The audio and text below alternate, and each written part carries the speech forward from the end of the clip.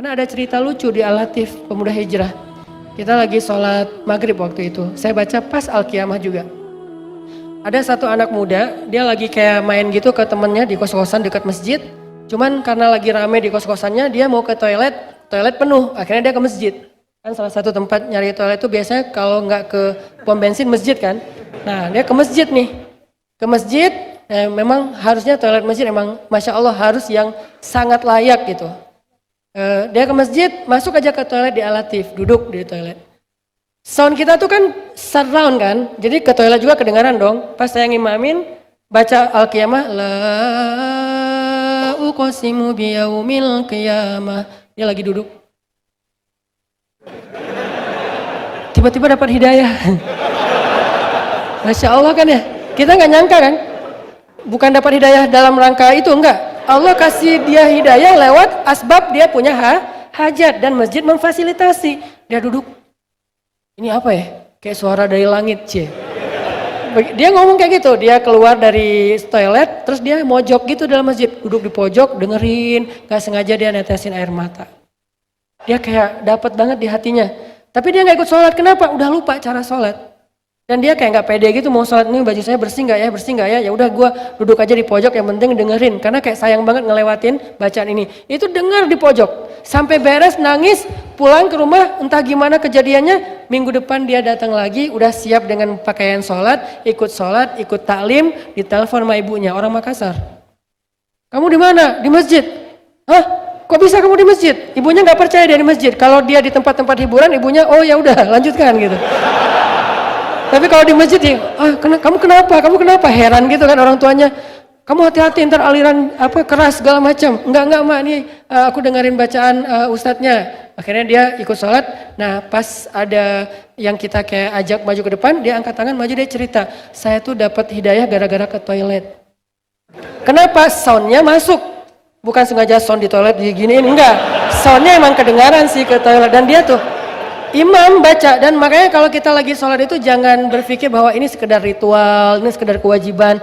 Ini tuh dakwah dengan konten sholat. Buat saya, performance saya ketika ngimamin, itu saya lagi ceramah, tapi kontennya ayat-ayat. Kalla idza balagatit taraqi wa qila man raq. Itu kan lagi ngomongin apa? Sakaratul maut. وظن أنه الفراق والتفت الساق بالساق. Itu tuh saya lagi ngebayangin kalau saya lagi kena sakaratul maut sampai bertaut betis kanan dengan betis kiri, menahan rasa sakit, dicabut nyawa, lalu melihat keluarga kita, istri kita, anak kita, atau kalau nggak ada mantan, lebih parah lagi tuh, lebih sakit gitu kan. Sakaratul maut datang mantan, aduh lebih berat sakaratnya. Jadi wal tafatis saqu bisaq, lalu dia nyaksiin keluarga besarnya, wa dhanna annahul firaq. Saat itu kita mulai sadar inilah firaq, perpisahan. Tapi udah nggak bisa ngomong apa-apa. Kita nggak rela pun tetap harus berpisah. Saya belum siap ninggalin anak-anak, saya banyak dosa sama anak-anak saya, belum ngedidik mereka dengan baik, udah harus pergi. Saya belum siap ninggalin pasangan saya cinta banget sama dia, saya nggak bisa sendiri, harus pergi. Gimana nasib mereka, saya nggak ninggalin apa-apa buat mereka, harus pergi. Saya belum janjian sama istri saya kalau salah satunya meninggal dia nggak boleh nikah lagi, pergi. Ini namanya wa dhanna annahul firaq wal taffatis saqu bis-saq ila rabbika yawma idzinil masaq. Udah kembali kepada Allah. Fala saddaqa wala shalla walakin kadzdzaba wa tawalla. Dulu dia di dunia enggak mau sedekah, enggak mau sholat.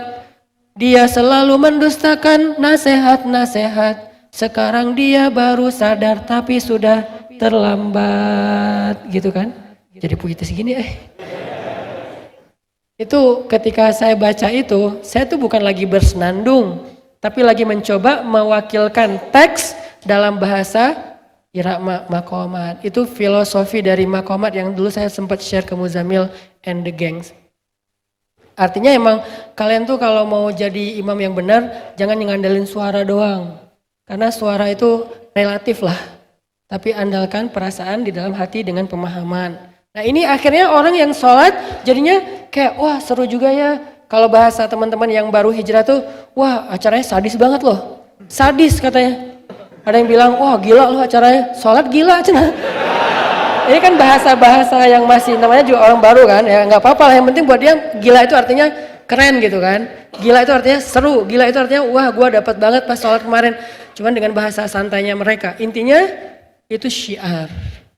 Itu namanya syiar, sehingga kita nggak bisa menjudge buru-buru ketika ada orang kayak misalnya lagi posting kebaikan, tilawah atau apa, wah ria lo, belum tentu. Karena yang tahu isi hati hanyalah Allah, kemudian dia sendiri. Pakai kata kemudian, jangan dan.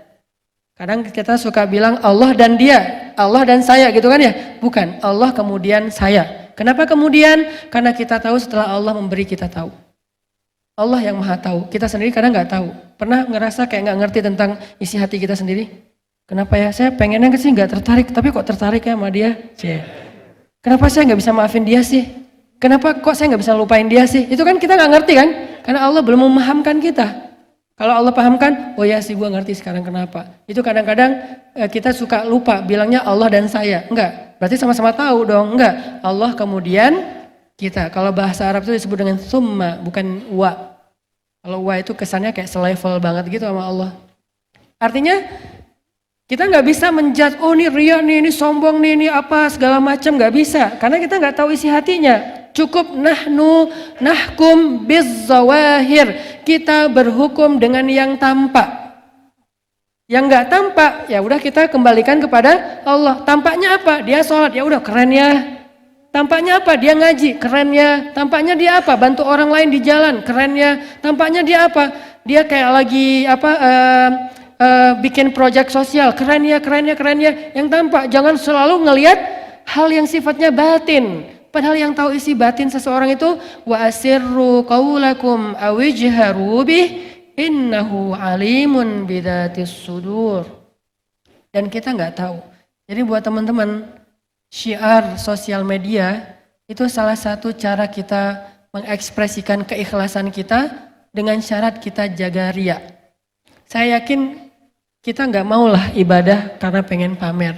Ngapain sih ibadah pengen pamer kan ya? Tapi kadang-kadang kita terjebak ria itu bukan karena pamer. Kita tuh terjebak ria biasanya karena nggak mau diremehin orang. Kalau sengaja pamer, insya Allah itu bukan level kita lah. Itu mah level anak kecil banget. Karena anak kecil kalau sholat pengen diketawain orang kan, terutama emaknya gitu. Saya waktu kecil kan di Aceh itu rumah saya depan rumah laut, belakang rumah gunung.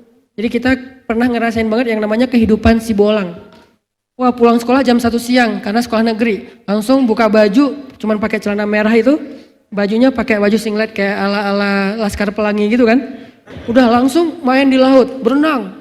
Bareng adik saya, bareng geng saya gitu. Main berenang di laut, metik kelapa, kelapa wakaf namanya. Ada kebun kelapa pinggir pantai, itu wakaf, siapa aja boleh ngambil. Akhirnya kita petik, kupasnya pakai gigi. Woi, bolang banget gitu kan. Makanya gigi berantakan.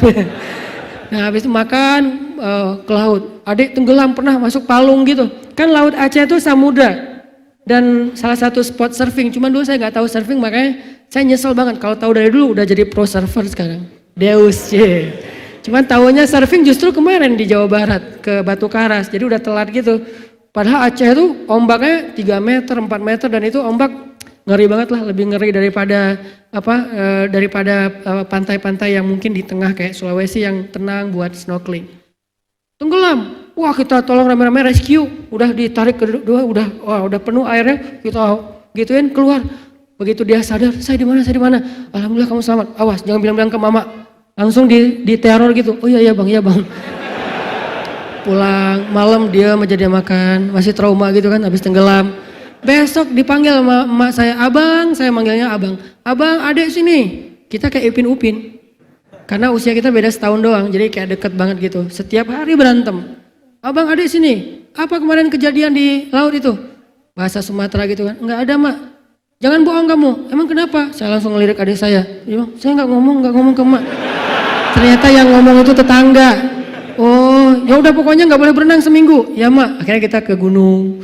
Kalau di gunung permainan yang paling kita suka lagi hujan tuh lempar-lemparan kodok. Hujan deras, cari kodok, lemparin, langsung kena badan, wis kodok.